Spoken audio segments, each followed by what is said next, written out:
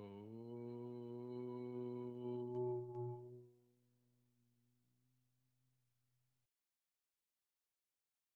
Namaste, everyone. So, today we are trying to understand, we are trying to solve the mysteries of relationship with the key of Vedic knowledge. Okay. I hope all of you will enjoy this webinar and all of you will understand and learn a lot of new things here.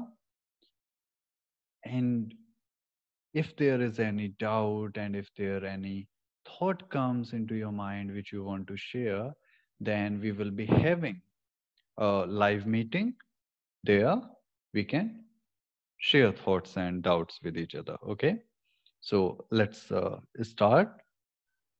Now, today, I want all of you to understand and all of us to discuss certain points. There are some questions which comes to our mind, like who is a partner to me? Okay, how to choose a right partner? What is a partner? When we say this word partner, when we say the word soulmate or husband or wife, what does that actually means? And how the soulmate is different than a life partner? There are many people say that, oh, he's my life partner, but he is my soulmate or she is my soulmate. No, why? What is the difference in that? Now, generally, for like last 10 years, I have done a lot of research and I have seen that usually nowadays the relationship are lasting maximum for 20 years. Either they get divorced before that or they don't feel compatible, they get separated. That is the maximum time when the husband and wife are actually connected to each other. It is possible that even after that they are remaining husband wife, they are entitled to be with each other, but they are living in the different rooms in the house, they are not communicating with each other much. So the question comes in mind that why it is happening, why people are not able to connect with each other. Hmm? Another question comes that see, when we talk about marriage, then there are so many traditions, there are different understanding of the marriage union. So how different religions, communities, they understand it?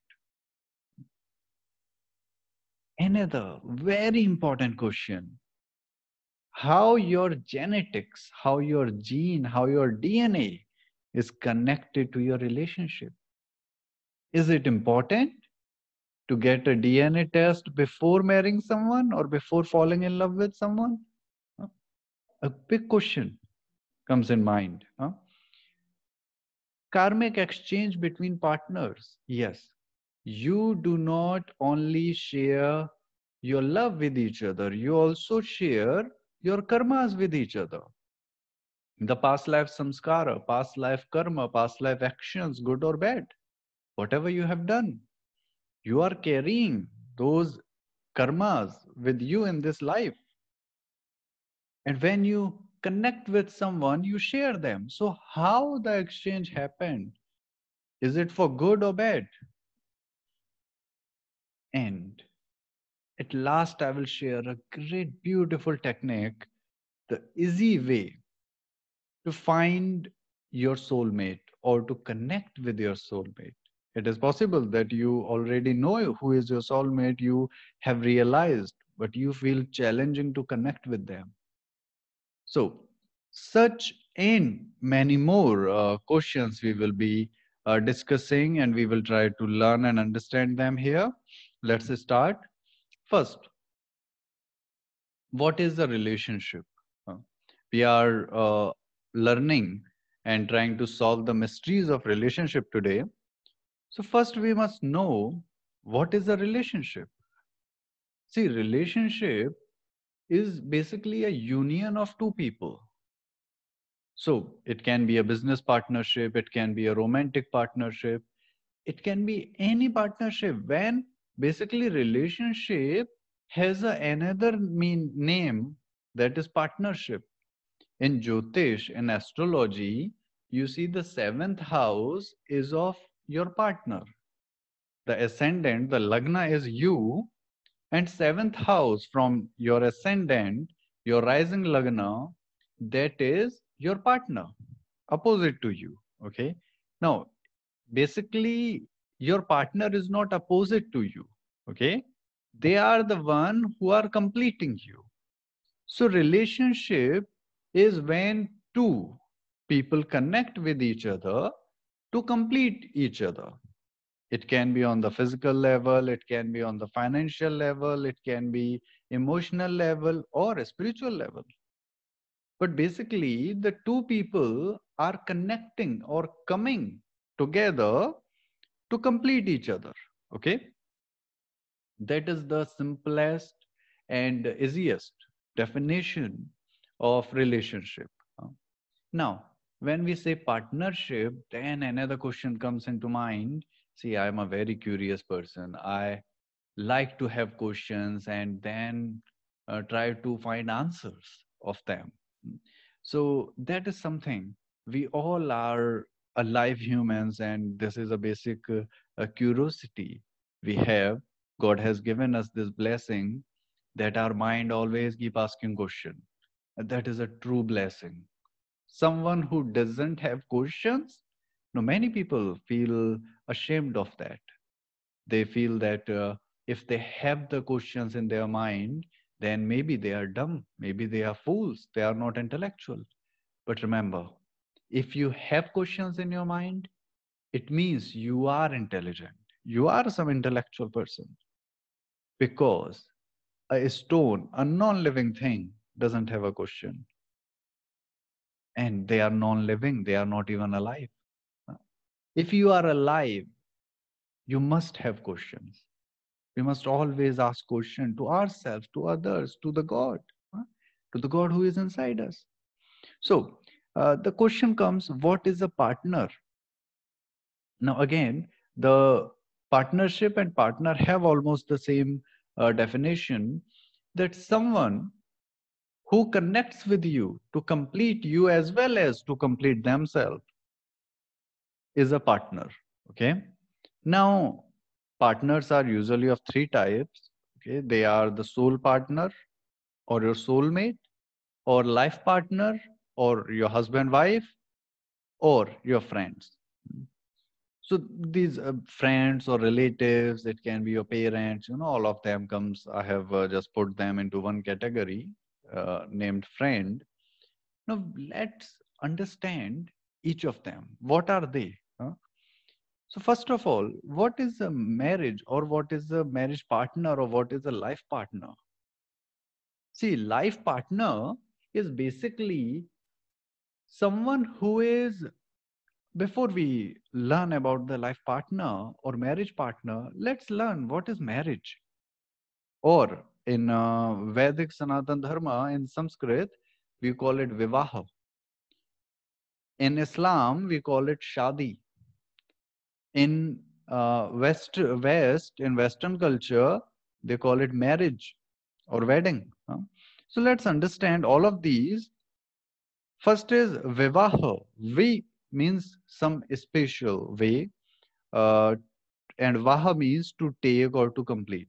So it is a special way, or when two people comes together to complete a task with a special care or with a special approach.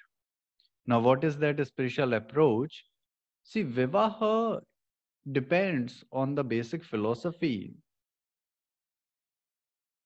The male is incomplete without a female, and the female is incomplete without a male. So, to complete each other, they have to come together.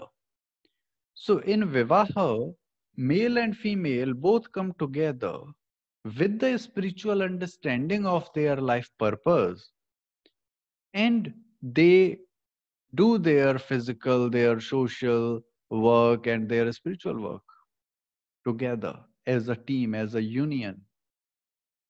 They both are equal to each other. They are different in their own ways. We will just see how they are different. But basically, Vivaha is based on the philosophy that male and female both are equal. They are working together as partners to achieve a goal. Now, Shadi, Shah means he or she, and Adi means first. Adi means starting of something or first place. So, in Islam, the basic philosophy of marriage is that man and woman, they are competing to each other, that who should be first. So, the male officially says, Islam says that male is superior. Male is the first, male is the prominent in the marriage. Whereas internally, the female wants to lead. She, when you put someone down for so long, she want to rebel. So the male who is dominatingly saying that I am the leader, the female is want to push him back and to take the first place. So there is a competition to get the first place. Okay. When we say marriage, now if you convert that into Sanskrit, you get mine. Okay. So possessiveness. Now in the West, the Western culture is strongly dominated by the French and American influence. Both are about possessiveness. Okay. Now she is my wife. He is my husband. So basically what is happening that the husband and wife, they both are kind of competing with each other, or they are possessive, basically not competing but they are possessive. Okay, they are competing with others to get the authority of their spouse. And you can see it around you that when you look into the house, like in a neighborhood, you see that people are taking divorce. Why? Because husband was talking to a woman in office, and wife is possessive. She cannot tolerate any woman coming near to the husband. Now, husband wants to take divorce because he got to know that wife was talking to some male in the market he saw, and when he asked, she lied. She was maybe planning for a surprise gift for the husband on birthday, so she lied. There could be thousands of reasons, but the husband doesn't go there. He just have this inner perception, and he want to remove everything. He want to destroy everything. Okay. So that is something what we say that possessiveness is ruling or leading the relationship. And when there is possessiveness, you can survive for, if you hold a bird too tight, you may kill them. The same thing happens when in the relationship when possessiveness comes there. So either husband and wife, they kill each other, they hurt each other physically or emotionally, or they hurt each other to that level that finally they can't survive with each other and they just want to leave. Okay. Now, to another question comes there. I'm taking so many questions and trying to understand answers of each. I'm sure that at the end, you will have a clear picture of relationship in your mind. Okay. So we are trying to find the empty spaces and we are trying to filling them. And hopefully at the end, it will convert into a beautiful picture into your mind. Now, another question comes that what is the genetics or DNA playing what role in the relationship? See, as per the medical science, as per the Vedic Ayurveda, which is the Vedic medical science, your genetic, your DNA completely changes after 7 generations. So for example, your grandparents have a DNA, the same DNA pattern will be in your parents, the same DNA pattern will be coming to you. Okay, like a bit difference, like your grandparents came together, so their DNA will mix to make your father or mother. Okay, now they came together, so their DNA is creating you. So, because your father, who was son of your grandparents, married to a woman who is from a different DNA chain. Now, they came together, created you. So, you do not share the same DNA as your father did. You have a different DNA because you are also having the DNA from your mother's side. So, this happening at every 7 generation, in the eighth generation, the DNA completely changes. Okay. So Ayurveda recommends that if you marry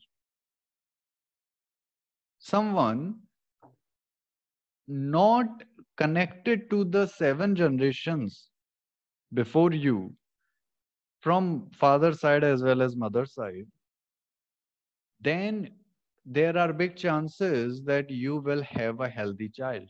Your child will not have any genetic disease. But if you marry someone who is belonging, who is connected to your family, to the within the 7 generations, father side or mother side, then the strong possibility is that your child will have genetic deficiency, and slowly your DNA will completely be destroyed. Okay, like your child will marry someone. Now the pattern will repeating, and the same thing happened to the Parsi community in India, that they were marrying to their own siblings continuously for a long time. And at the end, now you see that either they all are impotent, they can't produce a child, or they have the brain issues or other genetic issues. And it is kind of that their genetics is just destroyed completely. They are just getting removed from this planet because of the wrong genetics. Okay, so genetics is very important to be considered in a relationship. Now, another major question becomes now as we are talking about children. So, see, some couple they ask that some are not able to conceive a child, some don't want to have a child. No, they ask generally that is it important to have a child, especially like in Veda, in the Vedic culture, it is a major point to have a child. See, that is not true. Veda never say that you must have a child. No, it never say. Okay. Veda says that you must have a child. The child may not be born from your own semen or the egg. Okay. Now understand the point. What Rishi is saying, that you must have a child, but the child may not be born from your semen or your egg. Okay. So basically, in Jyotish also, you will see the fifth house represent your child, right? Fifth is the house of children, but it also shows your subordinates. It also shows your follower. It also shows your disciples, your followers, your students. They also represented by the fifth house. The child can be adopted also, right? If you adopt a child, slowly you start connecting emotionally and spiritually to the child, and soon this child becomes a part of you. So it is not, child is not the base of the relationship. Child is the fruit of the relationship. Understand it. Many people confuse that child is the base of relationship and a base of life. If I do not become a mother or father, then my life is useless. Sometimes this thought comes. But that is not right. That is not true. Child is the fruit of the union. It is a new karma you are creating. It is a new karma you are creating by giving birth to a child. Okay? That is why a sannyasi, someone who want to freedom from this world, they do not create a child. They do not want to create more new karma in this world. Now, for a child, we have to understand, first of all, that the child is the fruit of the relationship, but is it a fruit of your physical relationship or your spiritual relationship? Two are the different things. Okay.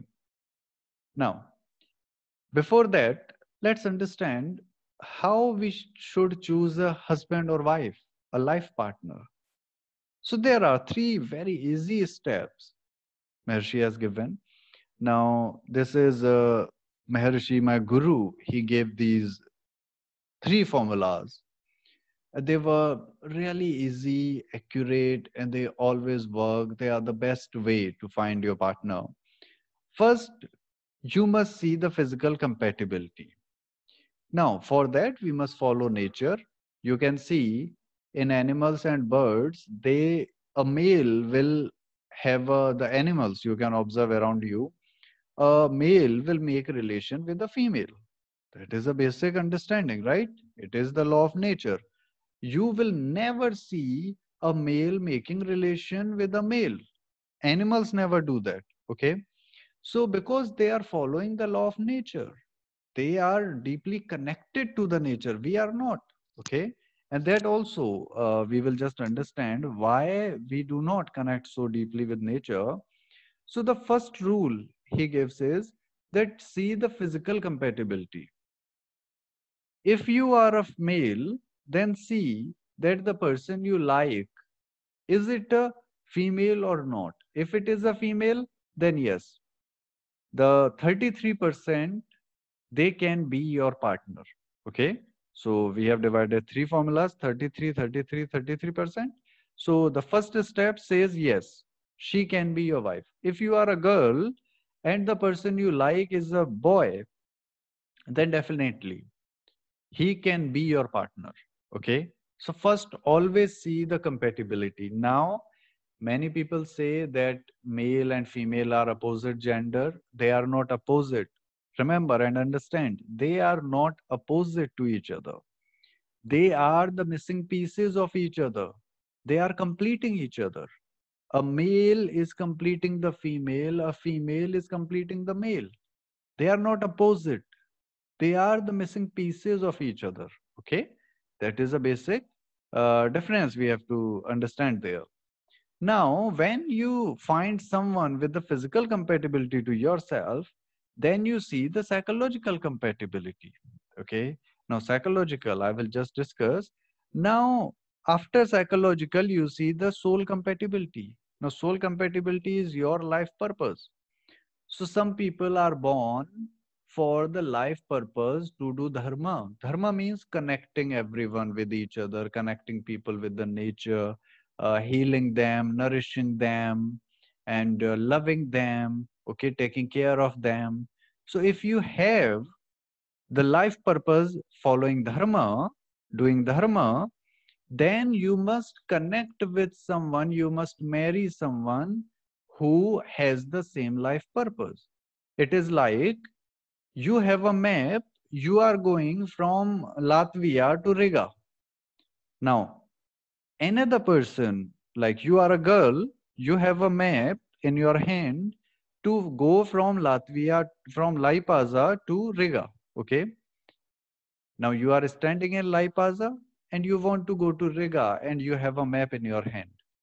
Now there is a boy who is also standing in the Laipaza and he has a map in his hand and he wants to go from Laipaza to Delhi, India. Now, the girl has a map, she has to go to Riga. The boy has a map, he has to go to Delhi. Now you can see they can not walk together. They cannot be together. Yes, one thing is possible. The boy can walk with the girl to Riga. They can walk together to the capital to Riga. Then the boy will move to Delhi. and then the girl will be alone. Understand? The life purpose is very important. You must have the same map as your spouse. For example, you have a map which is saying, no, it is the karmic pattern which is saying that you are born to create wealth. Artha. Earth means wealth. So, wealth is your life purpose, your goal, your motive. You must find someone who has the same goal. That is how you get success on your way, on your life path. Huh? So that is the soul connection, the soul compatibility. Okay, that is very, very important. If that is not there, if the life purpose is not same, you will get divorced or will get separated after just a while, and you will not be able to live together for long. And union is about a long lasting relationship, right?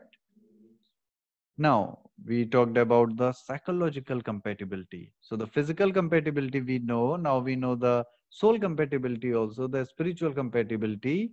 Now, let's learn the psychological compatibility. See, psychological compatibility means every man has two-third. If you divide them into three parts, the psychology, every male has two parts male, the masculine quality, and one part feminine, the woman quality in him. Okay. So every male, no male is completely male. Okay. Every male, every man, every boy has two parts of masculine quality, the male quality, and one part of feminine or female quality. Whereas every woman, every girl, she has two part of feminine quality, the woman quality, and one part of the masculine or male quality. Okay.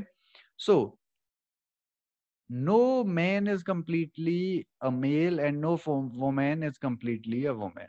I am talking the standard view. In some men, you can see that they have one part of masculine and two parts of feminine. Some men, they are like females. They have the feminine qualities more. Some females, they have the masculine qualities more and less feminine quality. Okay. So basically what is happening, the masculine quality, the man quality gives you focus, makes you aggressive, makes you bold, makes you uh, protective for others, and gives you the fighting spirit. Okay. The feminine quality, it gives you a wider view. Men can see on one thing, they are focused. Females can think on a wider view. Okay, they can see different things at the same time. They are like the supercomputers. Huh?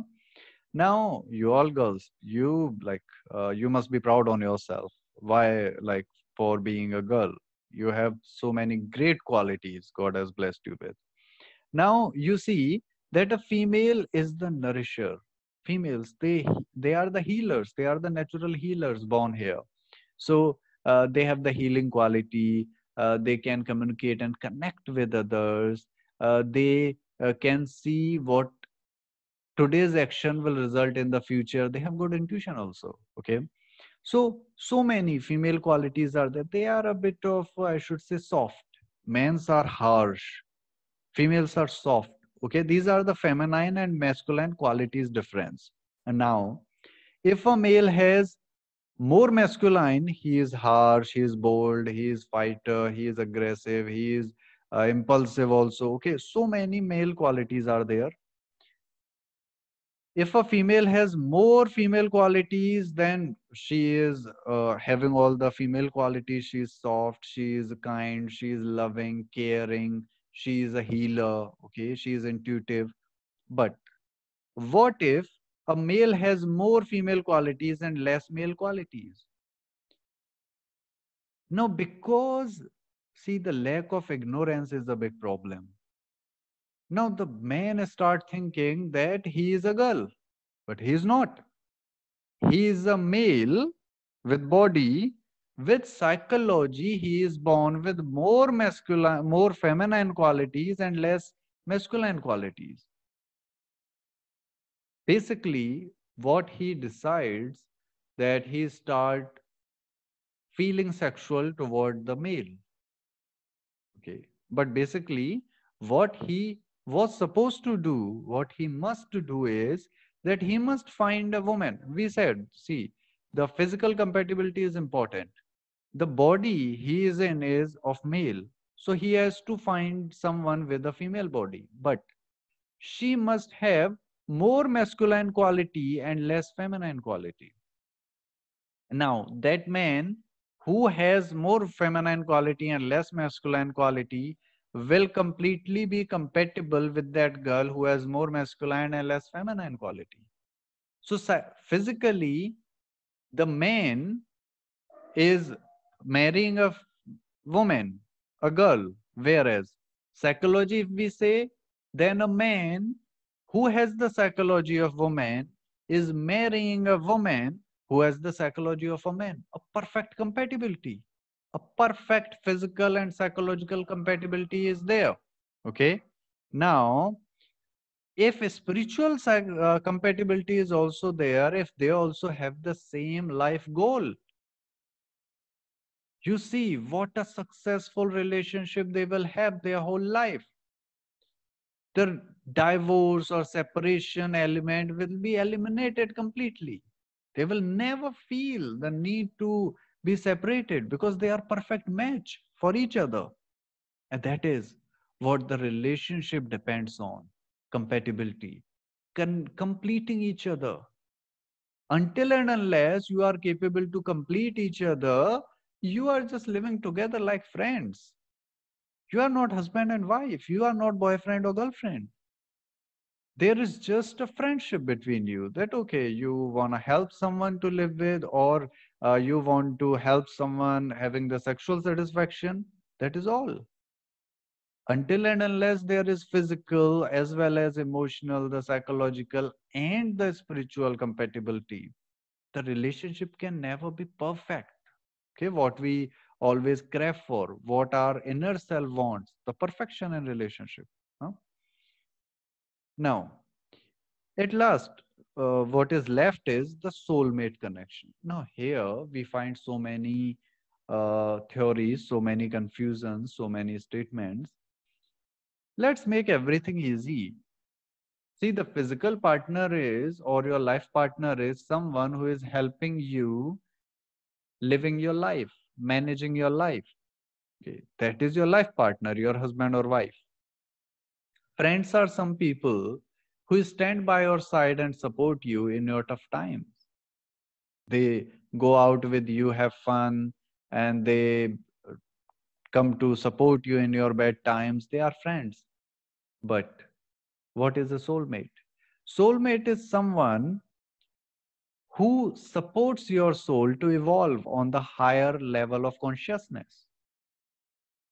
Now, the life partners are for life only. When you die, you do not carry your life partner with yourself. Have you seen anyone saying that, okay, now I'm dying, so please bury my wife or husband also with me? You will never see. Or if you say your husband that when I will die, I want you to get buried with me, with my dead body. Your husband will run away from you even today. He won't wait for that day to come. Life partners, they are only with you till the moment you are alive. After death, the relation is also broken. The relationship is gone now. It is finished because they were your life partner. Came to you, made a union with you to have a good life for you as well as for them.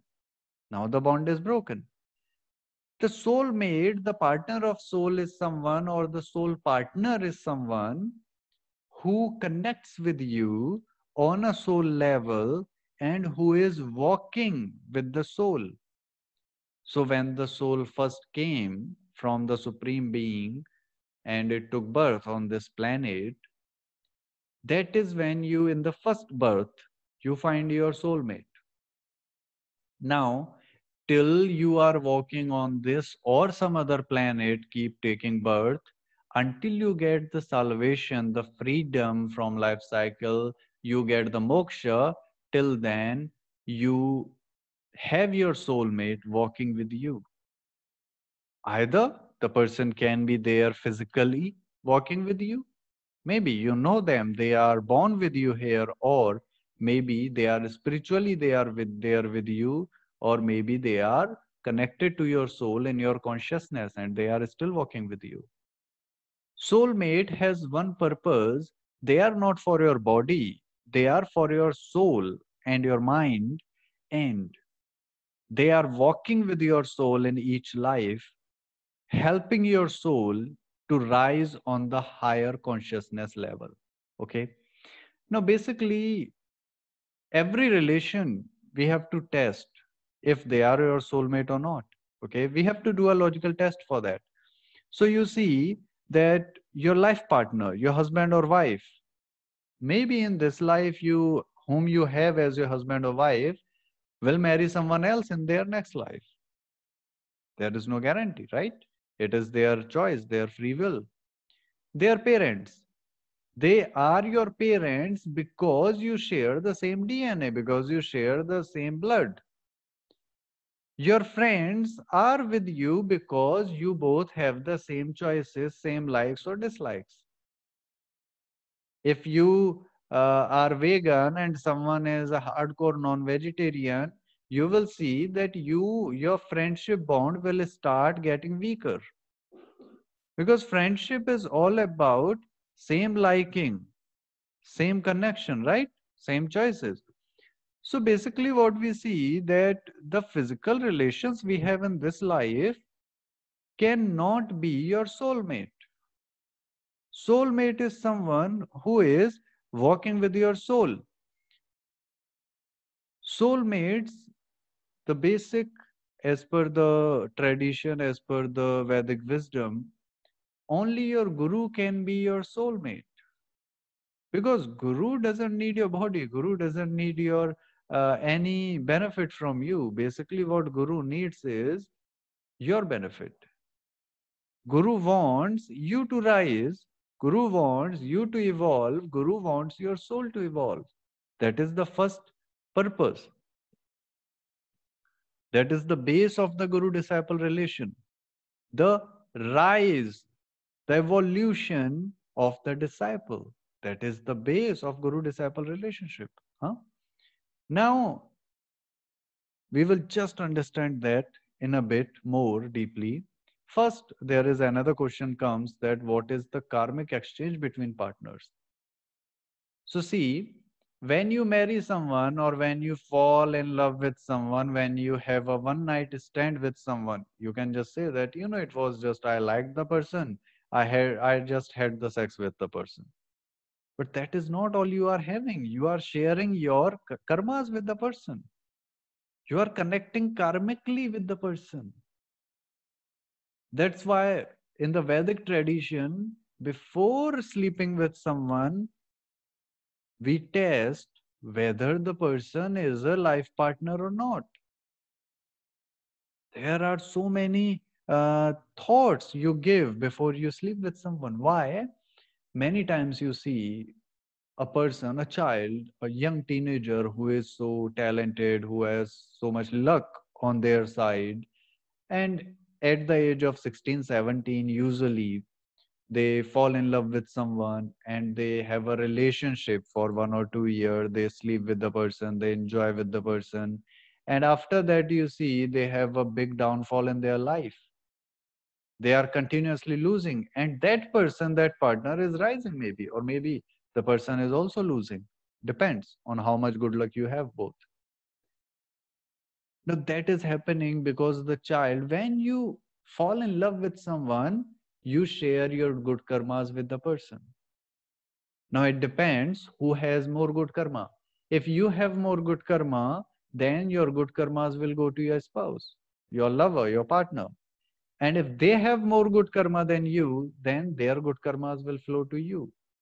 So basically, the good karmas are coming to you and protecting you from the bad karmas who want to hurt you. Okay. So whenever you fall in love with someone, whenever your soul make a strong connection, whenever your heart makes a strong connection with someone, with that emotional connection, with that heart to heart connection, you make a karmic exchange with each other. That is why, if you want to keep your luck with you, you must make union only with people who have good karmas in their karmic account. Huh? Something new? Hmm? This is something we all must practice in our life. If we want to make the world a better place, if we want to make our lives better, we must make union with people who also have good karmas in their karmic account. That is why I always say, whether you want to be a professional astrologer or not, you must learn Vedic astrology just for yourself. The first need is yourself. Okay. The first requirement, the first priority is you. You will say that why we should be selfish. I say we all should be selfish. Just a bit difference. I am the most selfish person on this planet, I say. I proudly say that. I am the most selfish person on this planet. The definition of self is a bit different for me. For me, this whole planet is me. Okay. The whole planet Earth, everyone living in it is me. So when I say that I'm selfish, I want growth of myself. I want growth of everyone who is living in this planet. You must be selfish. Just you must take everyone, all this planet, this universe as you, as yourself. Huh? Now, one another question you must ask yourself, and that must come in the mind. Many times it happens that your spouse is not able to connect with your soul frequency. Sometimes even you are not able to connect with your own frequency. If that is happening, if you are feeling lost in life, you live with a man or a woman and you are living with someone, you are having children with them, you are doing everything with them, but still there is no satisfaction. You don't feel complete with them. Now, what you must do? How to make that feeling, how to be complete with them? See, in that situation, you have to understand that on the body level, your partner is satisfying you, right? So it is not that your body is uneasy, it is your soul which is uneasy. Your soul is not balanced, it is not stable, it is not feeling complete. So basically, you have to connect with your soulmate, with your guru, to have that strong connection to feel complete from inside. Because outside already your spouse is completing you, right? The spiritual satisfaction is important there. Now, when the spiritual comes, the emotional satisfaction automatically comes. Okay? Emotional is different than physical. The physical satisfaction comes from physical gains. Emotional satisfaction comes from the spiritual gains. Okay? Sometimes we feel that the physical things are giving us happiness, but that doesn't long last. That comes quickly and goes quickly. But when you have the spiritual satisfaction, then that happiness is for lifelong. Now, the question will come that how we should connect that with the guru, how we should build that soul connection. There are different ways. First of all, the first step is that keeping the pictures of the guru around you. Now you can make a locket of the with the picture of guru and keep it in your neck. You can get the printouts of the picture and you can put on the walls of the house or your office or your like study place. You can keep the wallpaper in your phone. Okay. Now, why you are keeping the pictures? Because your eyes are the doorway to your subconscious mind. Okay. Now, see, if you want to connect with something spiritually, first you have to connect with the person in this outer world. That is very important. You can't directly go inside, right? So, to open the doors of your subconscious mind, you have to first let the guru connect with your eyes. Okay. So, when the image of guru print on your retina, it goes into the subconscious mind. That is how it opens the door of the subconscious mind. So, that is the first step to open the doors of the subconscious mind. The second step comes that you now there can be a lot of negativity in the subconscious mind. It is logged for so many lifetimes. Who knows how many years it has been logged? You don't know what is inside. Is it some good memory or some bad memory, some good energy or bad energy, some good feeling or bad feeling? You don't know that. So before, when you open your that subconscious mind, the door of subconscious mind, you start chanting regularly. Whenever you get free time, you just chant the name of Guru or the mantra of Guru. In the Kapi tradition, the mantra to connect with Guru is Om Kapi Devaya Namaha. Om Kapi Devaya Namaha. Now that is Om. Om is the name of God, the energy of God. Kapi is the someone who depend on nature, who is completely made out of nature and completely connect to the Vedic teachings. Deva means the giver who gives you the teachings of Kapi. Okay. Namaha, I bow to. Okay. So basically you are chanting the mantra that you are saying that I bow to the Guru, to the representation of God, who is the giver of the connection with nature and the knowledge of nature and Vedas to me. Okay, who is the giver? Deva. So that is the mantra we chant. By chanting the mantra, the vibrations of the mantra, they slowly they start, you know, cleansing your subconscious self. So the subconscious mind, when your table or something is dirty, what you do, you take a cloth and you start kind of hitting it with the cloth and it get cleans. The same way the vibrations, they are cleansing. Your subconscious is energy. Your mind is energy self. It is also frequency, okay? So the frequency are bad, and those frequencies with the rhythmic, the good frequency of the Guru Mantra, they balance the energy, the frequency of your subconscious mind.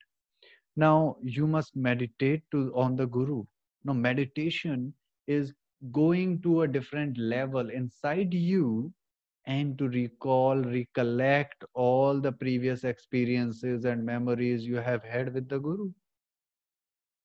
That is very important. To make any relation strong, you must know from where it is coming. You must connect with all those good memories, the good experience with your Guru, what you have had in previous life in the Gurukul and in your life. So meditation becomes a major part. On meditation, we have already had many sessions. Also in the live webinar, I will talk more on the meditation and we all will do the meditation together. Okay. Now the last way is that, see, we all have some physical disease. Okay. The body is some way not working perfectly. We have so many virus and bacteria in the environment. So for that, you must, while you meditate on the Guru, you must perform the fire ritual, the Yajna ritual. What the ritual does, the herbs you offer in the fire while doing the ritual, those herbs, they go inside your body, they heal your body.